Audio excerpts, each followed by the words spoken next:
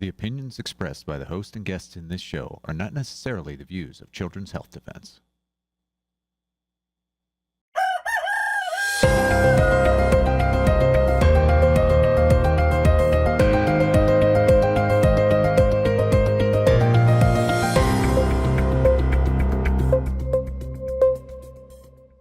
Good morning, CHD. It's Sunday, the 7th of December, 2025.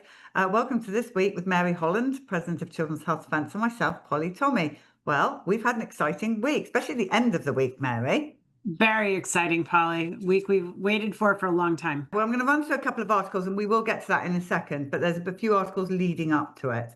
But the first one is in the Defender in our government news watch. Robert F. Kennedy Jr.'s high-risk gamble inside the Vaccine Injury Compensation Program upheaval. The U.S. Department of Health and Human Services Secretary Robert F. Kennedy Jr. is considering sweeping reforms to the Vaccine Injury Compensation Program. The legal and financial scaffolding that supports America's vaccine ecosystem. Kennedy's advisors have floated expanding eligibility for vaccine-related brain injury to include some severe autism cases, a proposal that alarms both drug manufacturers and public health experts. I expect it does, Mary. It certainly does. Long overdue. Very exciting. Very exciting. Okay, this is the lead up to the Hep-B situation. So Brenda Belletti starts this off in the Defender. Medical establishment mounts PR blitz amid reports the CDC plans to scrap Hep-B vaccines for newborns. Authors of an op-ed published in JAMA warned that removing the recommendation to give all newborns the hepatitis B vaccine within 24 hours of birth could reverse decades of progress in preventing perinatal infections in the US. Scientists told the Defender the recommendations comes with more risks than benefits. And then the Hill's next up with Cassidy. Cassidy's slightly losing his mind. He's calling out ACIP a total discredited ahead of the vaccine guidance votes. Senator Bill Cassidy is on the ACIP, and the ACIP is the Advisory Committee on Immunization Practices. It was scheduled to vote on a recommendation to no longer advise birth doses of the hepatitis B. I really don't know what his problem is, Mary. We're going to talk about that in a second because we're leading up to it, and then Mary's going to break it all down. The next one in the Defender by Brenda Belletti, sparks fly as ACIP members debate Hep B vaccine for newborns and delay vote against. This was on Thursday. Citing disagreements about the vote's language, the committee advising the CDC on vaccines voted to delay on voting on whether to change the current recommendation that all newborns receive the Hep B vaccine within 12 to 24 hours of birth. Then, boom, in the Defender, Brenda Belletti, the CDC vaccine panel votes to end universal Hep B vaccines for newborns. Vaccine advisors to the CDC voted to end its decades-long recommendations that all infants born in the US receive the Hep B within 12 to 24 hours of birth. There we have it. That's the finale. So you were watching it, Mary, right? I watched some. I watched intermittently, Polly. You know, we've waited a long time. The idea that an infant within the first 24 hours should get a preventive medication for which over 99% have already been proven not to need that vaccine. They were born to hepatitis B negative mothers. The idea that on the day of birth, they were getting a vaccination against a disease that is primarily transmitted through sexual contact or IV drug use was insane, Polly. It was insane. It was not something that most other developed countries with good health policies were doing. And largely we did it because the doctors in the pharmaceutical industry were liability free. This was put into place after the 1986 National Childhood Vaccine Injury Act. It was as one person in one of the articles quoted in Defender said, this was self-evident madness, and I really couldn't agree more. So this is a happy day. They postponed the decision from Thursday to Friday, but on Friday it was an 8-3 decision, and I'm very grateful that they took this decision, Polly. What they actually decided is that it's now between a doctor and the parents of a baby to decide whether or not to give the hepatitis B vaccine. And they said that a baby should not get a hepatitis B vaccine before at least 2 months. I personally don't think a baby needs a hepatitis B shot at all. What's going to be very interesting, Polly, is now to see what happens at the state level, because the mandates for hepatitis B are done at the state level. It's not the federal recommendation. So, for instance, I'm in New York. In New York, there is, for a child to go to school or to go to daycare, there's a mandate for hepatitis B shots. So we're going to see how this plays out. The shared decision making alone does not take away this liability shield for doctors and pharma, but it definitely chips away at it. And it definitely means that it's much more likely that many, many more parents will be pushing back and saying, well, why should I be giving my baby this if it's not recommended by the CDC? So it's not over, but it's exciting. We've come a long way. The most important thing for me also is that the parents that have to give, the mothers that have to give birth in hospital are not going to get such a level of bullying. Potentially they have some leeway now to be able to say, look, it's not recommended by ACIP. Correct. It's not going to, it can't really be quite the same level of bullying. It doesn't mean that there won't be some, Polly, but it can't be the same level of bullying. And especially for educated parents, they just push back and say, it's not federally recommended. It's shared decision making, and I'm part of the sharing, and I say no. So it's going to be way easier for parents after the exhausting experience of giving birth to just say, don't bother with this. It's not required.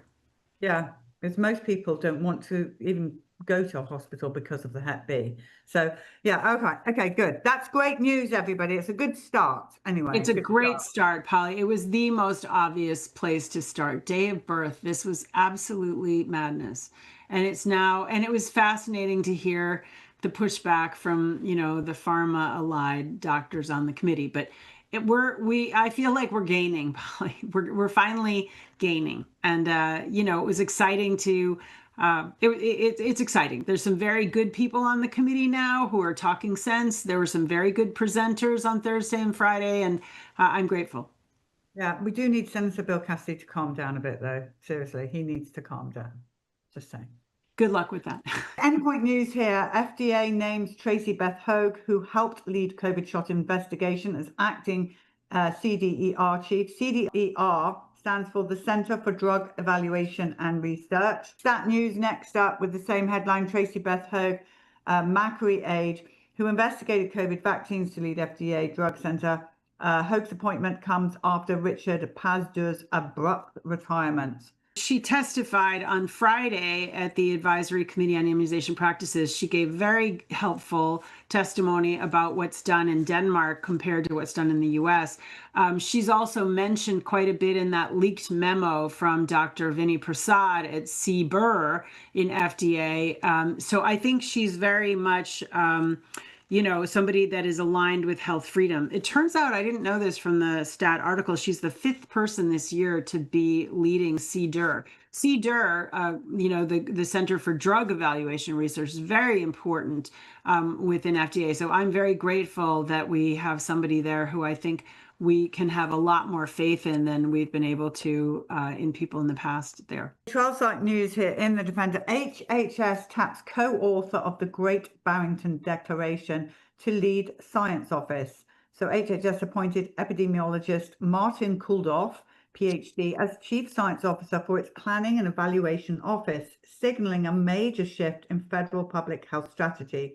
Kulldorff, who recently chaired the CDC Advisory Committee on Immunization Practices, is widely known for co-authoring the Great Barrington Declaration, a controversial but influential critique of lockdown policies during the COVID-19 pandemic. This is very exciting, Polly. Martin Kulldorff is a biostatistician. He's an epidemiologist. He was teaching at Harvard Medical School, and he was basically fired by Harvard Medical School because he would not take the COVID shot. And he is a co-author with Jay Bhattacharya, now head of National Institutes of Health, of the Great Barrington Declaration. This is really great. He is going to be an honest scientist who knows a lot, who I think can really be of assistance to Secretary Kennedy. And he's done a lot of work on drug and vaccine safety surveillance. So I'm very excited that he's moved over from ACIP. A very fine doctor has now joined ACIP in this role, Dr. Kirk Milhone. So a lot of good things happened this week, Polly. Good. Well, now this is an article I've seen shared on social media a lot. It's the Michael Nevadakis in the Defender. And the headline here, "You cannot sideline parents." Robert F. Kennedy Jr. warns as HHS launches probe into school that ignored religious exemption. HHS said it's investigating a complaint that a Midwestern school ignored a valid religious exemption and did not obtain parental consent when it vaccinated a student. Meanwhile, the West Virginia Supreme Court overturned a ruling requiring schools to allow religious exemptions. So the Midwestern school story, Polly, is really interesting. I think that HHS is taking a strong position that parents have a right to religious exemptions, and if they're for any reason overridden, that is very serious. It's a violation of informed consent. So I'm very happy about that. The West Virginia situation isn't quite as bad as I think it seems at first blush. The Supreme Court of West Virginia granted a stay. They did not dismiss the case. So they will still allegedly go forward to have a trial about a petition related to religious exemptions in West Virginia. The governor, Morrissey, started this by granting an executive order at the beginning of the year. If West Virginia finds that there is no religious right to a religious exemption by executive order, which is possible, at that point, again, it will go to the U.S. Supreme Court for sure.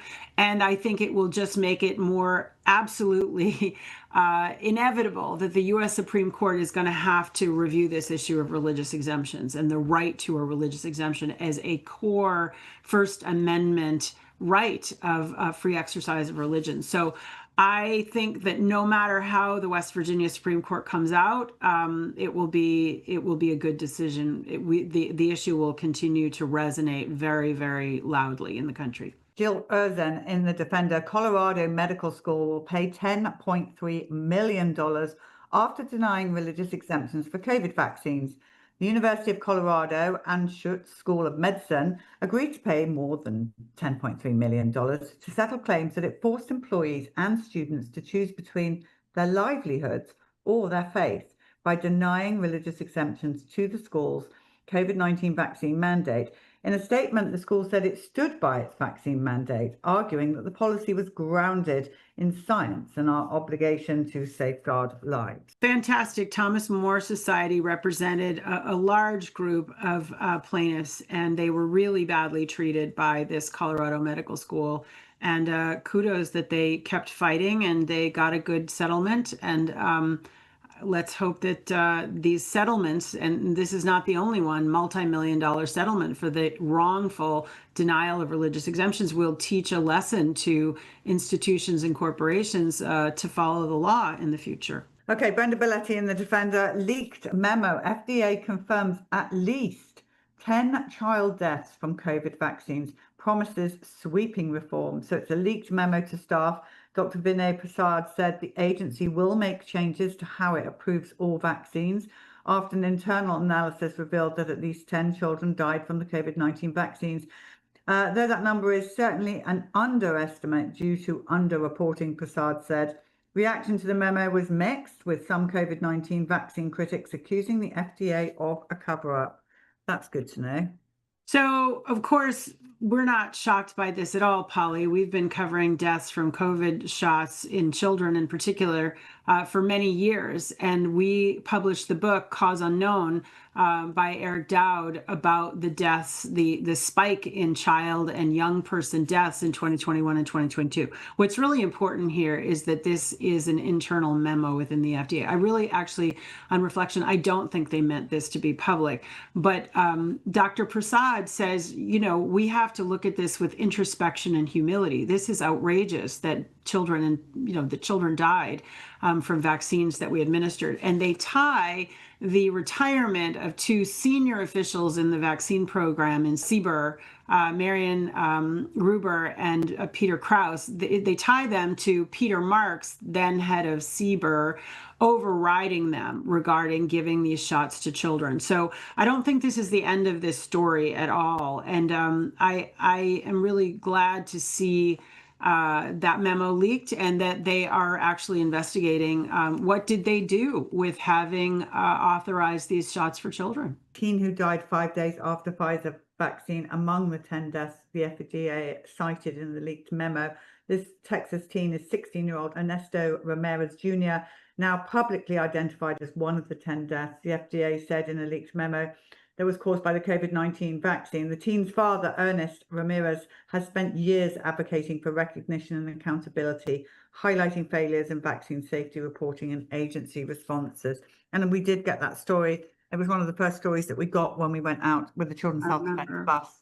Yeah, and we love Ernest, the dad, and it was a tragic loss of his beloved son, Junior.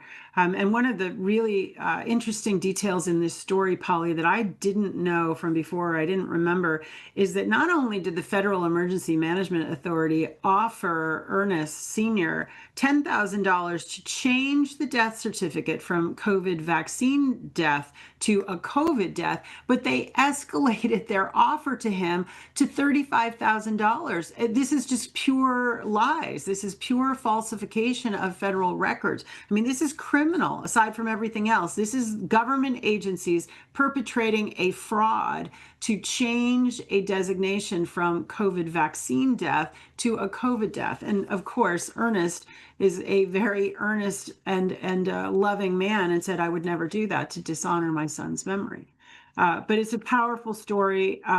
Ernest Sr. has become a really powerful advocate for the COVID vaccine injured and works closely with React 19. Josh Mitteldorf, in The Defender, flawed study downplays children's risk of myocarditis from COVID vaccines. This is 22 British scientists publishing a study intended to ease parents' minds about the risks of the COVID-19 vaccine and scare them about the dangers of getting the virus. But the study was flawed because it asked the wrong questions.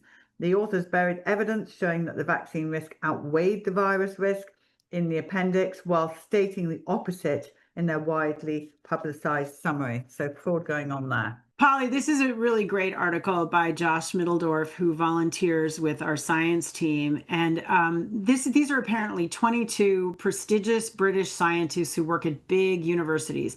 And so basically, if you dig into the data in the appendix, which Josh Mitteldorf did, the data actually show that the risk of myocarditis from COVID is half the risk of the myocarditis from the COVID shot.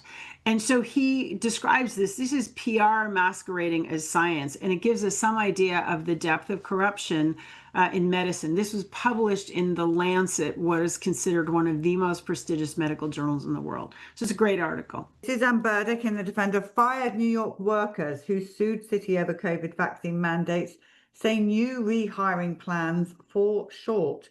They urge Supreme Court to hear their case.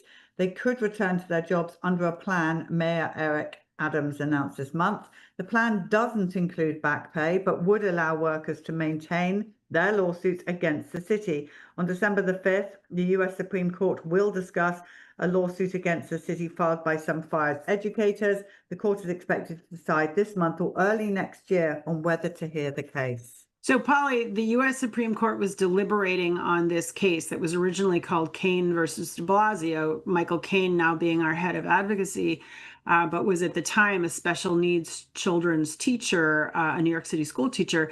They deliberated on this on Friday. We will probably hear this coming week, although not required so, but we'll probably hear whether the Supreme Court is going to take this case. They might. So as John Birch, who argued this case before the Second Circuit Court of Appeals, said, the New York City was playing denominational favorites. I love that term. They were saying that, yes, if you're a Christian Scientist, you can get a religious exemption. But if you're Catholic, because the Pope says you should get vaccinated, you can't get a religious exemption. That is not how religion works in this country. That is not how the First Amendment works as a matter of law. And so as our attorney on this case, Sujata Gibson, says, the New York City's unconstitutional system was like a two-track policy, and these people need to be made whole. It's interesting that today, that on Friday, was the last day when New York City workers could apply to get compensated and get their jobs back. And it coincidentally, probably not coincidentally, is the day that the Supreme Court is deliberating on this case. So this is definitely something we're following. We've been fighting on this issue, Polly, for these workers in New York City for at least 4 years. Okay, Michael Nevadakis in The Defender. Headline here is stunning. Only 1 in 7 Germans with positive PCR test had COVID infection. The authors of a new peer-reviewed study that identified an 86% false positive rate for COVID-19 PCR tests said their findings suggest a significant overcounting of COVID-19 infections during the pandemic. By the end of 2021, 92% of Germans had already acquired a natural infection, indicating near universal immunity in the population. I mean, the fraud that they're uncovering is just ongoing. It's remarkable. It was our chief science officer, Brian Hooker, who said that it was stunning. Polly, in other words, what they're saying is these vaccines were completely unnecessary and that 86% of them gave false positives. So 92% of the population already had natural immunity and 86% of the tests that they gave were false. I mean, it's just fraud upon fraud. It's what unnecessary suffering and cost and expense was inflicted on the German people and people around the world. We've got to keep this alive, Polly. We've got to keep uncovering what really happened so that it doesn't happen again. Staying with COVID, Michael Nevadakis in The Defender, profound breach of trust. Pfizer omitted trial data showing higher mortality, kidney failure in seniors that were given the mRNA flu shot. The trial data published in the New England Journal of Medicine focused exclusively on adults 18 to 64, even though nearly 60% of the phase 3 clinical trial participants were 65 years or older, suggesting Pfizer intends to heavily market its mRNA flu vaccine to older adults. The trial data omitted from the study, that's a New England Journal of Medicine study, but published on clinicaltrials.gov, revealing a high rate of serious adverse events among elderly trial participants. So it's not COVID, that's the flu. No, this is flu, and this is something that's happening right now, Polly. And this is another fantastic article from Trial Site News by Daniel O'Connor about just how corrupt what is considered to be prestigious mainstream medicine is. This is published in the New England Journal. This is published by the drug company and, you know, some cover scientists, where they leave out in their article the population that they're going to try to sell it to, because there's no benefit for the older people and a higher risk of harm. I mean, this is just reckless disregard for people's lives. It is criminal. It is truly criminal. And a question in this is this the end of the clinical trial system? Could this possibly be the end of the mRNA vaccines for respiratory viruses? I don't think we can call it dead yet, but this level of corruption just keeps bowling us over, frankly. This is a hugely sad story. It's Suzanne Burdick in The Defender, mum of 4-month-old who died 2 days after routine vaccines, warns other parents, don't blindly follow CDC schedule. 4-month-old Josette Patrone received 6 vaccines at a routine wellness visit. 2 days later, she went down for her afternoon nap and never woke up again. Josie, as her family called her, was in perfect health when she went in for her 4-month check at 3 p.m. on August the 19th.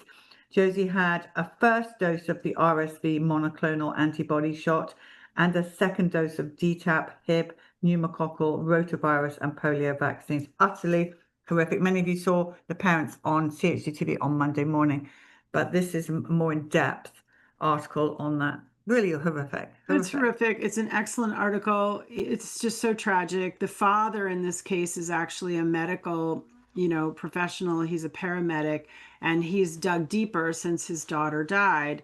And he, in this article, points out that 78% of so-called sudden infant deaths occur within 7 days of vaccination.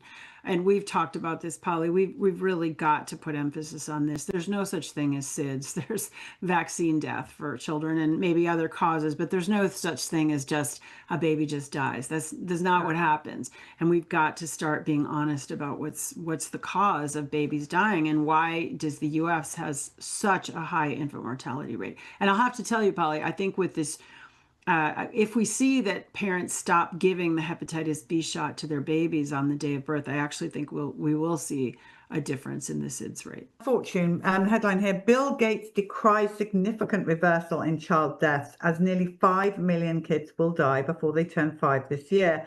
It doesn't have to be like this, he says. The death of a child is always a tragedy, but there is something especially devastating about a child dying of a disease we know how to prevent, he says.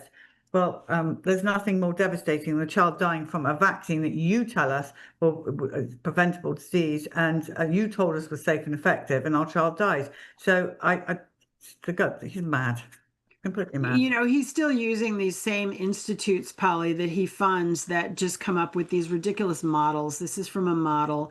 And, you know, what he really is saying here is this is the justification for, he says, doubling down on immunization. Also, innovation in maternal vaccines. You know, again, there's just no science behind this stuff. There's just no science at all. He likes to make money, and this is how he makes money. So, all right, well, this is a creepy article. It's by Jill Erzen in The Defender. Backed by tech billionaires, Silicon Valley startup quietly weighs plans to make genetically engineered babies. Behind the scenes, that preventative executives have privately discussed identifying a couple with a genetic disorder who might agree to take part in an overseas experiment beyond the reach of US regulators and within countries that allow embryo editing to create a genetically engineered child. This is reported by the Wall Street Journal. I don't like that, Mary. And maybe some people do, but for me, it's no, Polly. I mean, designer babies. This is eugenics. This is a gateway towards transhumanism. It's already here. I've been sent ads for designer babies. You can choose the eye color, you can choose the hair color, you can choose all that stuff now.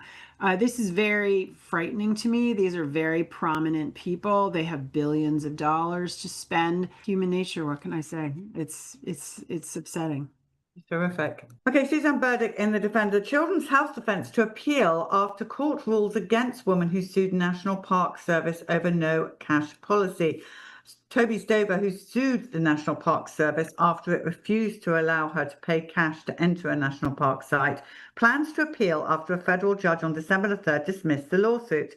Children's Health Defence, which is funding the lawsuit, said the Park Service is violating US law by refusing to accept US currency as entry payment. I am so pleased that we are pursuing this. Me too. This is our attorney who works with us frequently, Ray Flores. And we will definitely appeal this. The judge ruled in this district court decision that she had a self-inflicted harm by not using a credit card. This is genuinely, as Flores says, this is a testing ground for a cashless society. And, you know, they have all kinds of rationales for why the parks, now over 30 parks are cashless. It reduces their time, it makes things more transparent, but it also means a surveillance society. It means that legal tender in the United States is not used in a federal facility. So, and it also increases the cost to the public. So this is a fight worth fighting. We are absolutely involved in this because this is really about digital. It's about moving towards a digital ID, moving towards a digital and cashless society. And that's not the world that I think we want to live in. Quite right. Suzanne Burdick in The Defender. Unprecedented power grab. FCC and Congress race to strip local control over cell towers. The Federal Communications Commission has proposed a rule that would strip away local control and force residents to accept more cell towers in their neighborhoods. Meanwhile, US lawmakers are advancing a 100-page bill that would accomplish the same goal.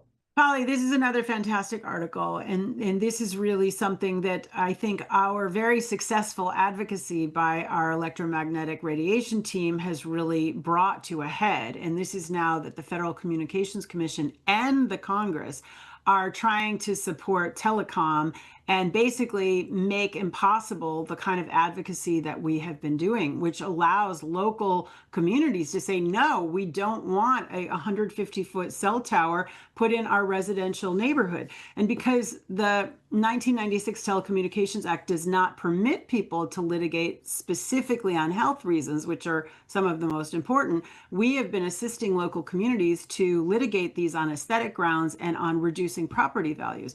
But now on a party line vote, 26 to 24, this has passed out of the Energy and Commerce Committee. And so this bill is going forward, and this is very threatening. If we do not, as a society, want to have a company be able to just put a cell tower or an antenna literally right out of your baby's, nursery window, we've got to get engaged on this. And so this article lists 3 ways that you can help. You can send a message to the FCC, you can put a comment on the FCC docket, and you can write to the House of Representatives, to your representative. And all of those things are hyperlinked. They're made very easy in this article. I really ask people to help us to push back on this, because if we don't do this now, where we really can win this, we can kill this bill, we can kill this regulation. If we don't do it now, it will be much harder to kill later.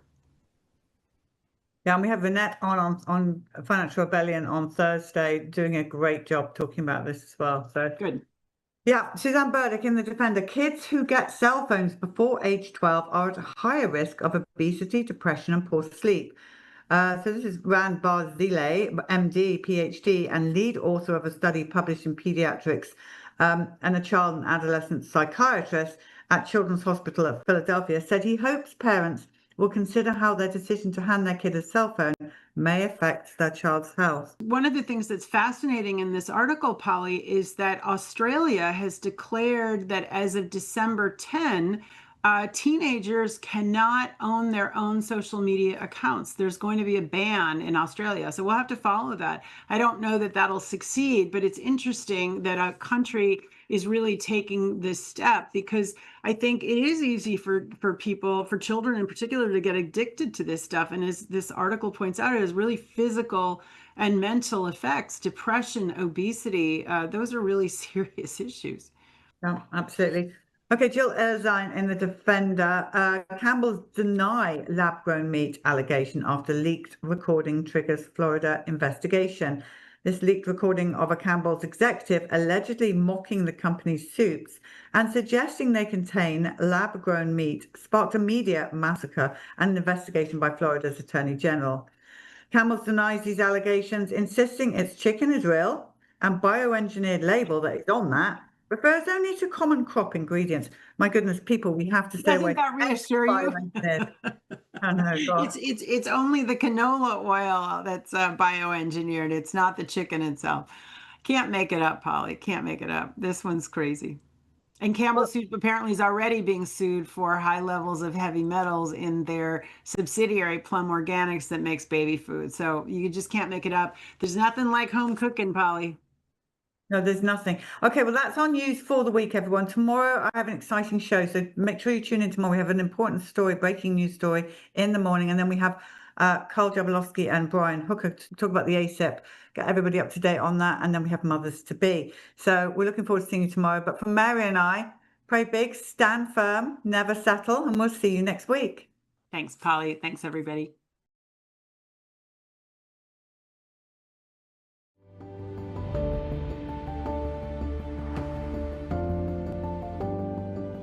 People often dismiss weather modification or weather warfare by saying, quote, too many people would have to lie, unquote, for it to be true.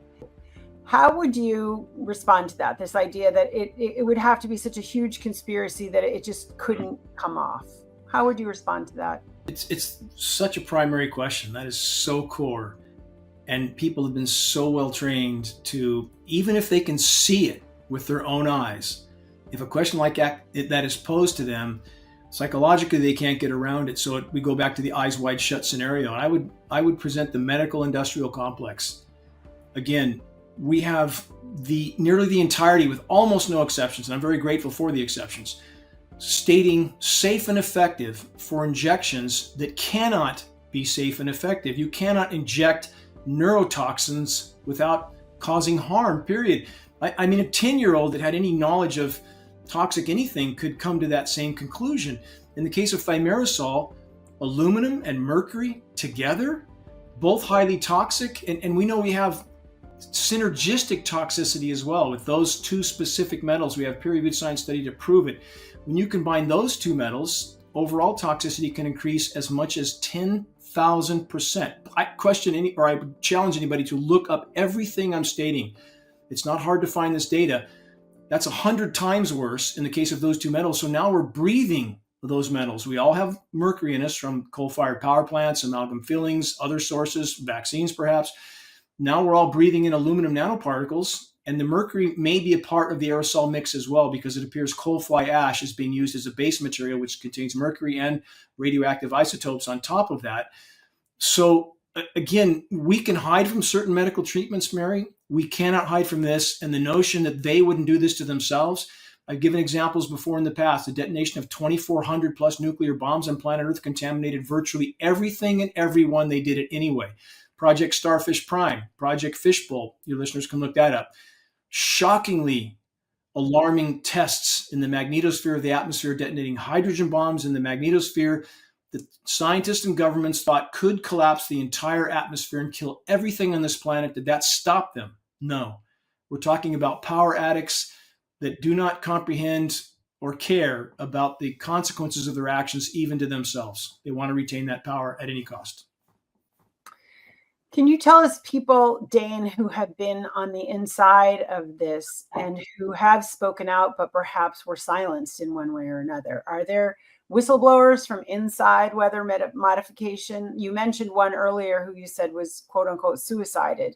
And I hope we'll put that in the show notes. But are there other people who are on the inside who've been silenced? Other than the one you mentioned, the most courageous and closest thing to what you described we have is former U.S. Air Force veteran Kristen Mayhem.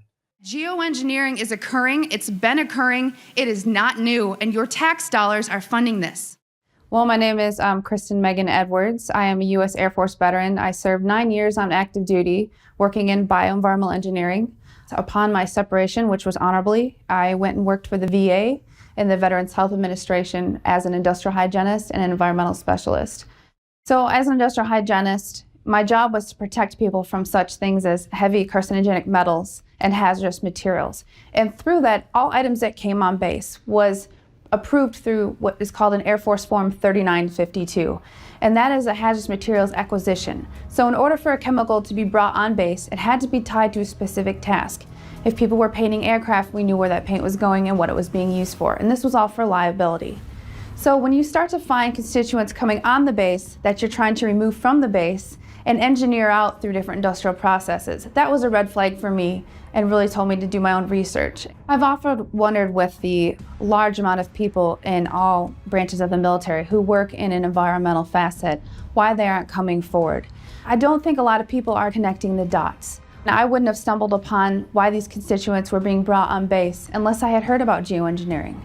So a lot of times I think people are supporting an operation but haven't really seen outside information to tie it to why this is going on. To see how much taxpayer dollars are used in military operations, whether they're peacetime or wartime, to see how much money is spent to reduce hazards, again, that affect human health and impact the environment, is a complete contradiction to geoengineering using wartime exemptions to not be cited through the EPA. This is a huge waste. This is fraud and waste from the US government. And that this is allowed to go on to me is unbelievable. In one conversation with Kristen, this is going back quite some time, but as she was further investigating this issue, her former base commander told her, Kristen, who's going to take care of your daughter? Well, that's an all-out threat. I mean, and so we have, again, our military system, so many that are, again, so programmed that they forget their oath that they have a responsibility to protect their countrymen from all threats, foreign and domestic. And they are so programmed to follow orders at any cost that they have long since forgotten that oath. And to back that up, Mary, you've seen historical nuclear bomb detonations in Nevada where the bomb goes off and the soldiers jump out of the trench and they run toward the blast site because they were told to run toward the blast site. Every one of those soldiers died a slow, painful, protracted death from that radiation exposure.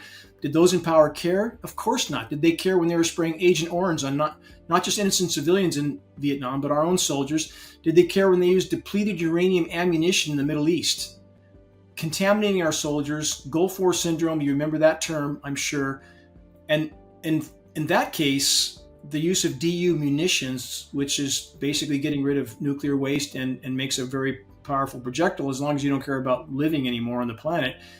The half-life of that radioactivity is 4.5 billion years with a B, contaminated forever. Did that stop them? No.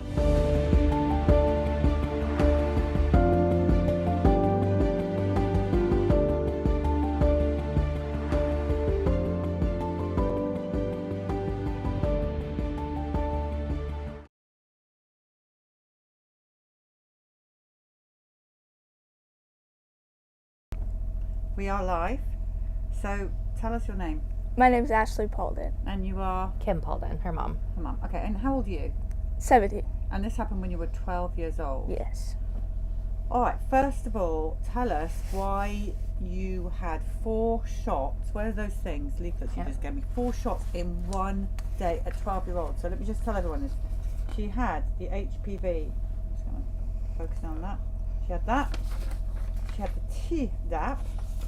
She had the influenza, and she had meningococcal vaccine as well, all in one day, age 12. What on earth? What happened? So her school, in order to attend 7th grade, asked that we get her the DTaP. That was her last series of DTaP. We had got her other vaccines, and I never thought anything of it. We weren't anti-vaccine at the time.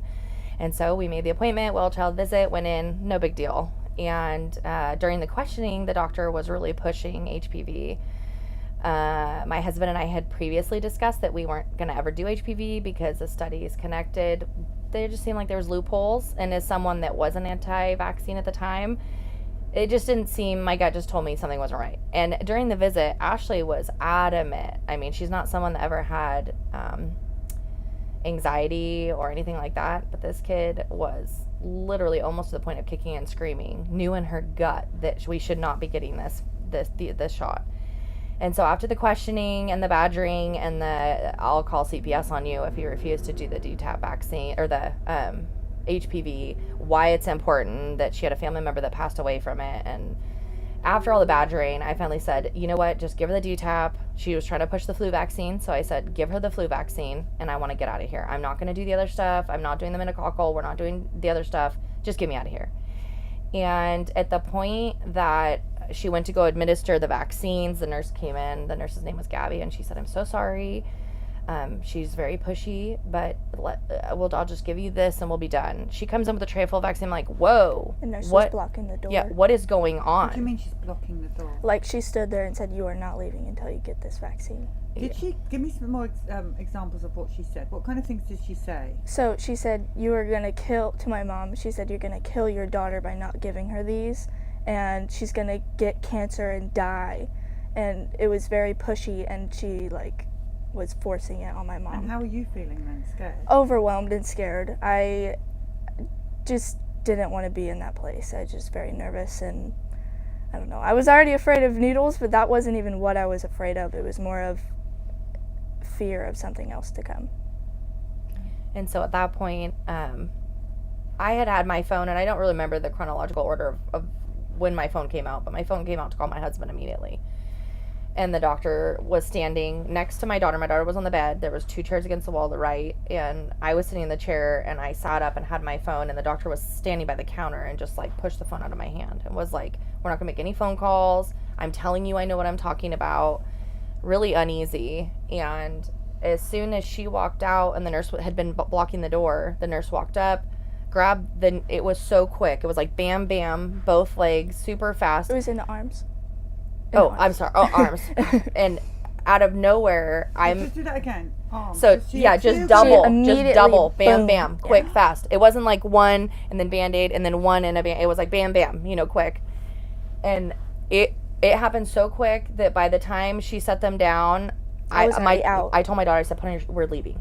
I was so pissed. I was so angry. I immediately went out after that. Yeah, so. What do you mean by went out? I had a seizure and a heart attack back to back. Yes, so we'll get into that. A little bit of description. Oh my goodness. So I leaned forward. She's trying to put on her shoes, which at that point she was suddenly weak, and I couldn't figure out how. We went to go slide the shoe on, and all of a sudden I felt her slump behind me in the chair next to me, and I thought that was really peculiar. And I thought, Ashley, let's go. And I'm angry. The doctor had just undermined me. I felt like that is not what the plan was. And so I feel her, and I kind of, a little bit rudely and angry, kind of like nudged her and said, we need to go right now, get your shoes on, we need to leave. And I realized she wasn't responding, and it was like dead weight. So as she was behind me and I'm leaning forward, I kind of like immediately like gasp and turn, and she is like out behind me. And so immediately I try to grab her, put her on the bed, and she's like what appears to be like maybe like bubbles coming out of her mouth or foaming at the mouth. And she's bright red. She immediately is like not convulsing like a seizure, but she was shaking. And I immediately opened the door. Somebody needs to come in here now. They proceed to tell me that they are not going to call 911. You're gonna make me cry. Is there? I mean, we just yeah. And I guess they had the crash cart outside the door. They refused to. They refused to bring it in. They were checking vitals and saying that let me call over to the hospital and see if they have a pediatrician on staff that can handle this. And I just thought to myself, the minutes turned into forever. We were there for 2 hours. I remember during my heart attack, I remember feeling like I was dying. And I said, if you're real, God, save me. And I remember waking up and I was okay. Carry on. Can you remember feeling what it was like having a heart attack? Yes, okay. It felt like my chest was going to explode, but it felt like I had an elephant on my chest at the same time. So it felt like no matter what I was going to do, it was just so much pressure. It just felt like insane how much pressure it was. And on top of that, I was also having a seizure, so very back to back. You've never had a seizure before? Never. She was healthy kid. Super healthy. So we're Eastern European. She was athletic, a gymnast, never had seizures, Cheer, never had softball. diabetes. Cheer, every sport she did, she was good at. We were a very sport-oriented family. We had a lot of kids. Never ever thought that she would have a reaction. Why she was on the table, and the nurse came back in and said, there's not a pediatrician on staff, so we can't take you to that hospital.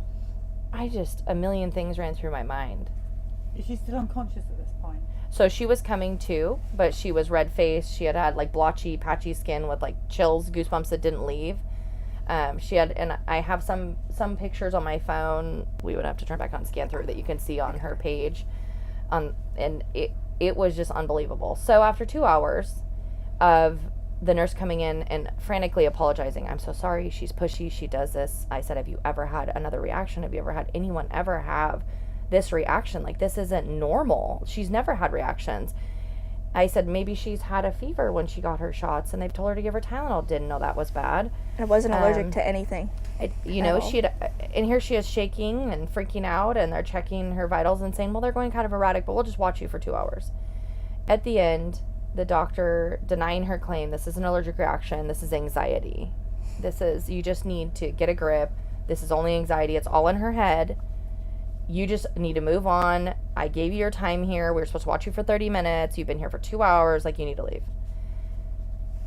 I felt, paralyzed. Like, what stopped me from grabbing my phone back out and calling 911? I felt like I failed my daughter at that time. And when we went to go leave out the door, I remember opening the door and the door almost hit the crash cart.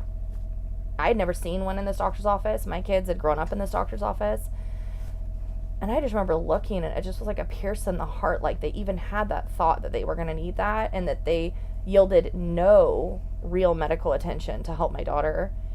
And even if it was as simple as she had a rash and she was shaking and convulsing and, losing consciousness, why didn't they aid any medical help? I remember trying to get her out the door, and she couldn't walk, and she was really like not there. She was stuttering her words. She wasn't connecting sentences. She was just really weak and, wobbly. And so I pretty much drug her from under her arms, and I said, can I get help out to the car? The nurses watched, paralyzed, just staring at us, just gasping, hands over their mouth, don't say nothing. There were people in the waiting room. It was slow motion. I drug her, 4 or 5 exam rooms down, all the way under her arms, completely like she had passed out in my arms, to the car, tried to put her in. No one came out to the car. No ambulance showed up. Nobody. It was like it was an everyday thing that happened. I'd never seen anything like it before. I didn't even know that existed. And this is post-COVID. This is November 7th of 2019. And that day I went home and everybody discredited. Maybe, she just was shaking because she was in shock. Maybe it is anxiety. Maybe you should wait on it. Maybe don't take her to the hospital. Maybe it'll pass. Just give her Tylenol. Who's everybody? So between our close family, my husband and I talking, friends, I think we just immediately thought that it has to be in our head. Like maybe she just worked herself up.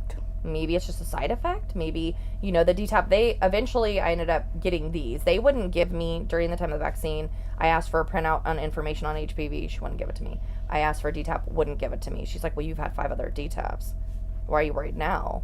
You want to protect your kid. You're endangering your children by not getting the vaccine. So I honestly really was questioning myself.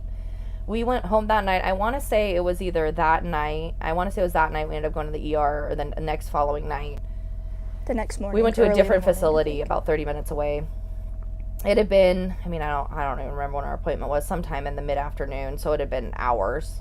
And by the time we get to the ER, immediately, they were really weird about vaccine injury. Just everybody. It was like, oh, you're having an allergic reaction. Did you get bit by anything? Could it be anything else? It was discrediting. And this hospital we're pretty familiar with. We have a big family, so someone, has an injury or needs to go in or something, we're pretty familiar with it. And the doctors on staff put us in the room that, like, you would put maybe a criminal or someone that has, like, a camera in it that's like mentally ill is what it yeah. It's a very bizarre room. There's only one. It's a small hospital. And it felt really weird. And we were just left there. And she's 12 years old. Unbelievable. And so she's foaming at the mouth. Her heart rate's going erratic. I'm taking pictures with my phone of her blood pressure. It's either through the roof or it's tanking. She says she's dizzy and she needs to go to the bathroom. And she's going in and out. And, I remember she had a little stuffed animal with her. And my husband's sitting there like, well, maybe she's just getting worked up. Who knows? And I went to go take her to the bathroom. And she's like, I got this. I'm okay. I'm starting to feel a little bit better. I'm going to sit here. And she just passed out in the trash can. So I'm thinking, where's Ashley? So I go to check on her, and she's, like, in the trash can. And I call for a nurse, we're pulling the string, and the nurse is like, well, she shouldn't get out of bed then. And I just thought, like, there. They're not getting the stethoscope, they're not checking her, they're not looking in to see if, this is something, and of a concern. So the doctor that was seeing us sent us another doctor, and I guess he said he typically was, like, a military doctor. I don't know the affiliate of why he was there or what was going on, because it's not a military hospital. But he leaned over the bed and whispered to us and said, I believe your daughter has GBS. I believe you should take her from here and possibly go to San Francisco. If possible, you can take her home and watch her, whatever. This isn't normal.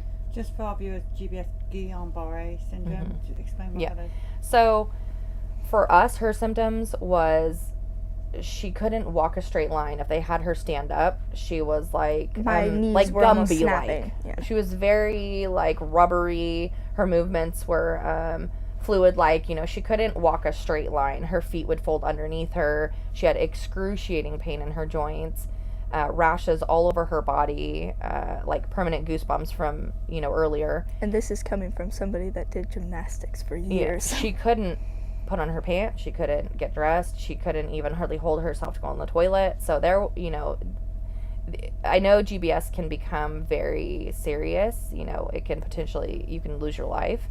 So when I was told that, I didn't know much about it, but I just thought, this is insane. She just got her DTaP, and they gave her some other things, and they told me what they gave her, and they said, it looks like you may have a lawsuit with the hospital. Or the affiliate with who you went through. So we ended up taking her home that night, perplexed. My husband's like, maybe she doesn't have GBS, maybe he's wrong, maybe she's fine, maybe we'll watch it. I don't know what I just witnessed. I said, what you saw in the hospital. Her heart rate was insane. She had symptoms showing that she had suffered a heart attack by her stats. I'm telling you, my husband was a firefighter for almost 8 years, and I said, and I know what is going on. And we just were both like in such disbelief that this could not actually be happening, and that it had to be like a dream. And so in the coming days, I started a blog. So that night, if you want to call it a blog, That night I created in my Apple Notes every symptom as they came. So from the day before, reliving it, I kept a diary. I started a page on Facebook called Ashley's Journeys, and I started recording everything from if she vomited her food back, if she fell over, we had weeks of just getting chills talking about it, walking to the refrigerator and her crashing into the refrigerator as if the refrigerator wasn't there, walking to the laundry room and her legs giving out and her flying into the counter, getting up off the couch and her legs folding in on her and falling down. We spent about 8 months in a wheelchair. The doctor's office, funny enough, I brought her back in, and I can't recall exactly around what time, but we had to bring her back in to be like, hey, what is going on? It was anxiety. Never once was our claim, other than the one hospital, was it validated that this could potentially be an issue. And coming from a mother of an athletic built daughter that could do backflips and front flips and cartwheels, and she was doing handstands on a paddleboard the summer before on a lake. I mean, the amount of balance and grace that she had, and suddenly my kid can't even walk. It was embarrassing. In my neighborhood, we would go out to walk to the car, and I would have to hold her under her arms or load her in the wheelchair. My house wasn't set up for a wheelchair, to put her in and out of the wheelchair, to put her in. Food. People underestimate what this can do to you if you have a reaction, if you're prone to it. She couldn't eat normal food. Everything she was vomiting. She couldn't keep anything down. She was losing weight. She was disoriented. I was about 70 pounds by the end of this, or in the middle of it. And I was probably 100 pounds then, so. Our entire life was completely turned upside down. You say you had a heart attack. Did you ever get that confirmed by the medical? Microcardial infarction. Yeah. Really? Yeah.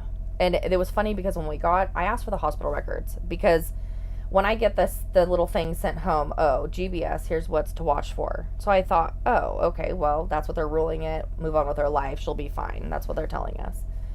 When I went back for the hospital records, I want to say it was 2 weeks later that this gentleman we were working with suggested, get the hospital records. The first page said normal presentation, a little bit of elevated labs and lowered labs, and, overall okay. The second page, microcardial infarction. I'm just like, in my brain, why would they cover it? I don't really know what with that a cover means, page? So it's a heart attack. So basically. So yeah, why would they cover it? Why would they put a cover letter page on the hospital records to hide it? So during that time of going back and trying to piece the pieces together, when we shared our story on Facebook and we put out her, what was going on, her symptoms, it gained a lot of attention the first night. By the morning, I woke up to 1,500 reviews and tons of shares. I was hooked up with a gentleman that would prefer to stay anonymous, who does a lot of scientific data collection in the vaccine world. And he started just unraveling my worst nightmares. The next steps we were going to have to do, how to go about the hospital records, how to go about our hospital visit, what we would be looking forward to. And that's pretty much been, that was our life for the next 2 to 3 years. Did you find you have a lot of aluminum in you? Did you get tested for all those? So we ended up not, because conventional medicine doesn't do that for us, like Western medicine. So we ended up going to integrative medicine, homeopathic. We go to Chinese medicine, and that's when we found out a histamine-free diet was a game changer. I had to go and get IV infusions at the... IV infusions of what? Neuropathic. Yeah. So vitamin IV infusions, just and to what kind keep of a her diet okay. what kind of things do you fruit, so then it was everything. I don't really. It's kind of a blur. Everything was histamine free.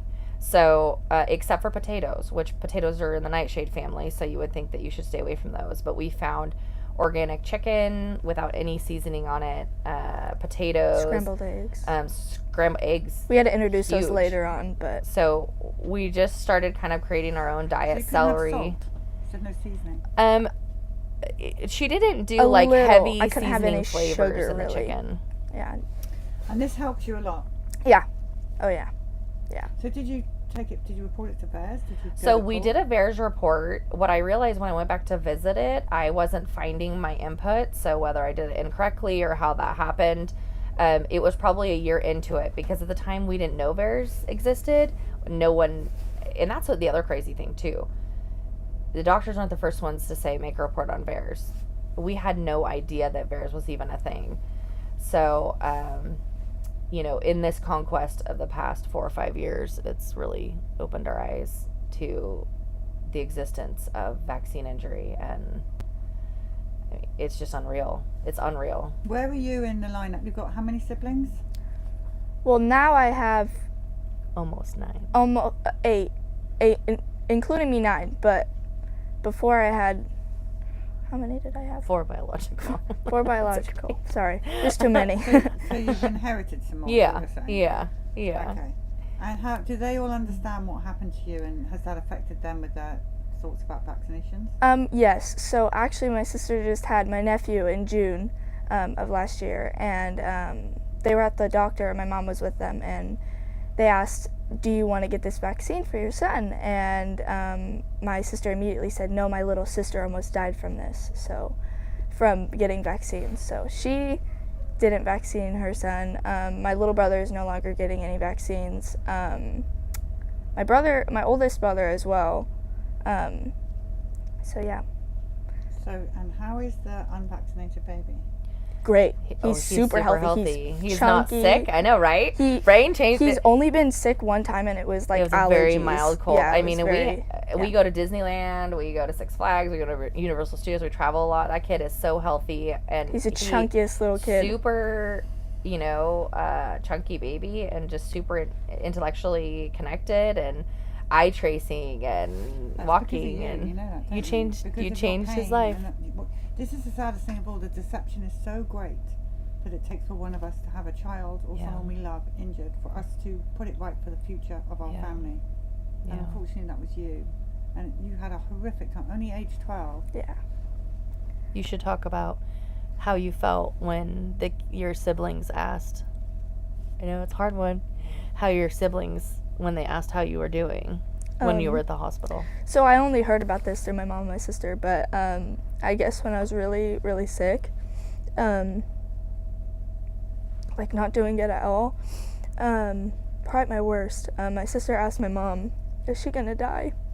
And my mom said she doesn't know. Like, she said she doesn't know. So that was something, I guess, for my sister was really hard for her. And my little brother was littler, so he didn't really know. It kind of just went over his head, but that was something hearing it back was really hard to hear. Very traumatic for the siblings. as Yeah. well. Yeah. It was really rough. And I think family too. The segregation. And friends. Biological friends, or biological family and close friends. They, you know, people don't understand. No, they didn't. Someone could lose their life, and it's part of science. You know, it's just a reaction. It's just, you know, but people don't do enough research. We became black sheep to the family after her reaction. Yeah. The fact that she couldn't walk, the fact that she was constantly going to the doctor, and we went natural. We ended up, did you want to say something? Oh, no, you're good. One of our family members called my mom a hypochondriac for everything that was going through, so. And that caused a segregation in the family, and it was like we spent $25,000 to do natural medicine to try to reverse this. I mean, at what cost is your child's health? You go to Western medicine and they tell you, oh, it's anxiety, or, oh, it's just a side effect. You just, you know, you'll get past it. But they don't implement how to make it better. They don't do things to recoup you. And that was really hard for me to realize, that the whole medical system, for the most part, I mean, and I'm not saying anything against nurses and doctors that do their job diligently, it changed my faith in humanity. And I really had to take, you know, a front seat in being more mindful about my family's care. We just took in our triplet nephews, and I don't have any intention on vaccinating them anymore. I know they were vaccinated their first set. One of my aunt and my uncle, they have 2 boys, and they have never gotten any vaccines for those boys, and both of them together, I think 5 and almost 2, I want to say, they are totally fine. They've only been sick probably once or twice, and they're doing great. And our my 2 sons are with identical twins, and both girls are 20, and they have never been vaccinated, and they are the healthiest girls. I mean, never sick, so healthy, so athletic, so poised. So going back to that room, it's the most horrific story of that nurse jabbing 2 in your arm and another 2 in. Yeah. I mean, complete violation of everything. Yeah. And now we know the health of the unvaccinated. What can we do about stopping these nurses? Because that nurse is probably still out doing it to someone else right now as we speak. Yeah. Stand up. Stand up. Don't be afraid to say no. You have to educate. I mean, continuously. The problem is on social media, you're silenced. Yeah. There's certain words you can't say, certain things you can't do, and just being an advocate of sharing these type of stories, what you guys do, your work with the bus, and sharing people's pictures brings a reality and a connection to people that is tangible, that they can personally feel and have empathy that this exists. And, this isn't enough. These flyers that they give you at the end, I mean, I think I printed these ones out, but they put what they want to put on these. It's not legitly everything you're looking at. I mean, especially like when the COVID vaccine first came out, they're blank.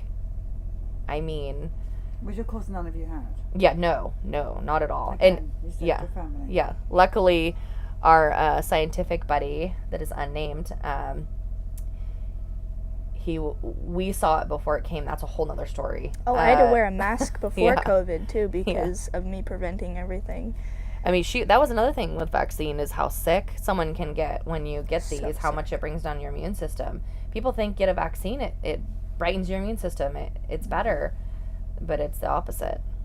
So how are you feeling today? Do you have any symptoms? No, not at all. Because of all the work your mum's done and detoxing you and everything? Yep. You're a very fortunate young lady. I agree. They said that she was the first one that was documented in the world. That within 48 hours that it started the protocol to reverse it. So that was really good. Don't ever underestimate what you've been through. That's horrific for both you and your mum. Yeah. And you look amazing and Thank strong. you. And thank you for speaking out. And you may end up being one of these people that goes out there and she'd love it. on We've been behalf of asked to do that before. You should. You're good. Thank you. All right, well, thank you. Yeah, very thank very you. much.